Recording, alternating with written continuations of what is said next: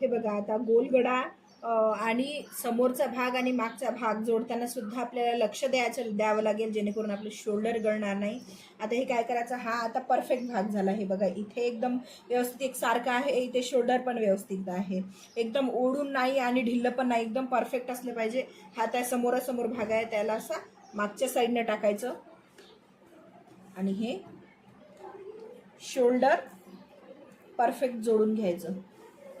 हे बघा हे जोडून घ्यायचं आणि जोडताना काय करायचं, इथे थोडंसं मोठी साईड ठेवायची आणि असं कमी कमी करत आणायचं. इकडे ज्या साईडनं आपण बाही लावतो ना त्या साईडनं कमी कमी करत घ्यायचं आणि गळ्याच्या साईडनं आहे ना थोडं एक्स्ट्रा घ्यायचा, जेणेकरून आपला गळा एकदम शोल्डरवर टाईट बसेल. आता मी एक परफेक्ट शिलाई मारून देतो. आता माझा हा भाग आणि हा भाग सारखा झाला का असं जोडून लावून घ्यायचं, जोडून बघायचं. हे आहे ना दोन्ही साईड, हे दोन्ही साईड आहे ना एकाला एक जोडून बघायचे सारखे झाले का. हे बघा माझे झाले सारखे.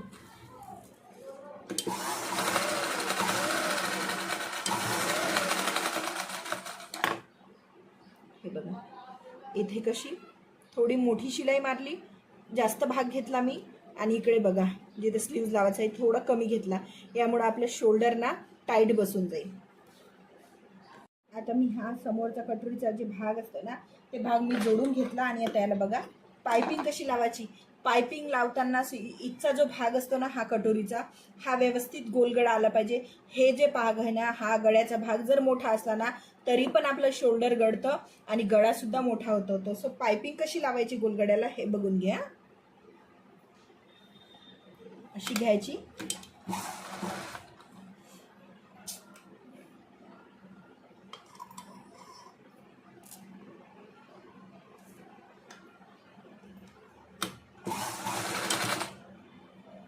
हे गळ्याच्या अकॉर्डिंग गोल करून घ्यायचं. आता जिथं हे भाग येते ना गळ्याचा तिथं अशी पट्टी आपली थोडीशी फोल्ड करून घ्यायची. हे बघा थोडी फोल्ड करून घेतल्याच्यानं काय होईल नाही ते आपला गळा व्यवस्थित बसेल आणि लांबणार नाही. सगळ्यात महत्त्वाचं पायपिंग लावताना पट्टी किंवा गळा ओढून लावायचा नाही, एकदम हलक्या हाताने लावायचा.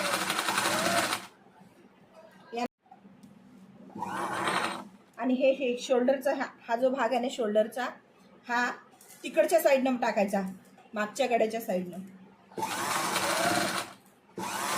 अशा छोट्या छोट्या गोष्टींनी ब्लाऊजच्या फिटिंगमध्ये फिनिशिंगमध्ये खूप फरक पडतो.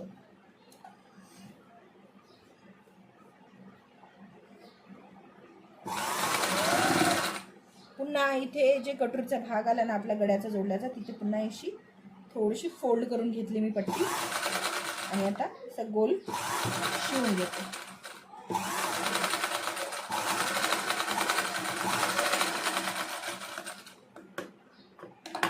हे बघा अशी थोडी थोडी फोल्ड मारून घ्यायची, इथे एकदम परफेक्ट गोल असं शिवून घेतलं.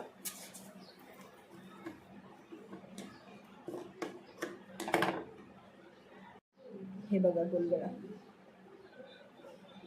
हे आहे समोरचा कटोरीच्या भागाचा. त्यांना अशी लांबी जास्त नाही पाहिजे पण रुंदी पाहिजे, कारण ही इथे टाईट नको व्हायला गळा. हे बघा खूप सुंदर झाला, एकदम परफेक्ट गोल. आणि हा बॅकचा.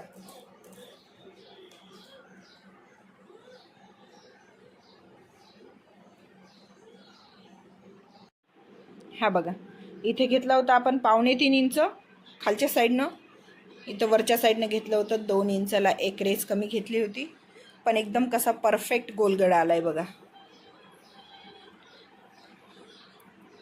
आणि अजिबात शोल्डर उतरणार नाही, कारण आपण इथे थोडंसं मोठं घेतलं आणि इथे थोडंसं कमी घेतलं. आपण या साईडनं उतार दिला, या साईडनं जर उतार दिला आपण या साईडनं जर उतार दिला, जसं बाकीच्या व्हिडिओमध्ये सांगते ना या साईडनं आपण शोल्डर कमी करायचं म्हणून, तर आपला गळा ना इथून असा पडेल उलटा, तर आपल्याला असा न पडता आपल्याला असा फिट्ट राहिला पाहिजे, म्हणून आपण या साईडनं थोडी मोठी शिलाई मारून घ्यायची आणि या साईडनं लहान शिलाई मारून घ्यायची.